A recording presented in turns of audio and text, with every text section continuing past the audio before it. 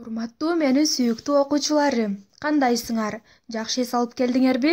Сабакка даярдандыңарбы? Ооба. Биз алдыңкы сабакта гүлдөр жөнүндө сабак өткөнбүз, Ооба. Мына бүгүн ошол сабагыбызды дагы бир жолу кайталайлы. Кандай дейсиңер? Макул.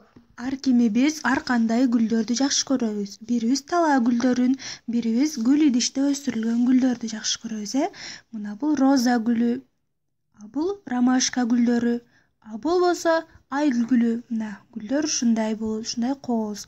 А биздин болсо бүгүнкү темабыз меймандос эли. Биз мейман чакырганда дасторконубузду түркүн тамактар менен, түркүн мөмө жемиштер менен кооздойбуз. Силер дагы апаңар үйгө конок чакырганда апаңарга жардам берип, ушинтип дасторконду оңдошуп, келген конокторду жакшы тосуп аласыңарбы, балдар?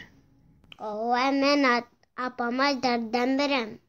Эгерде биз ошол конокторду үйгө киргизбей койсок эмне болот? Коноктор киргизбесек, алар бизди жаман көрөт да. Ооба, антип киргизбей койсок, уят болот.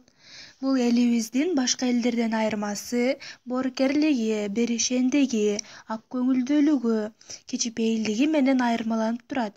Эми балдар, силер үйүңөрдөн элибиздин кандай улуттук тамактары бар экенин ата-энеңерден сурап билип келгиле, макулбу? Макул эжеке.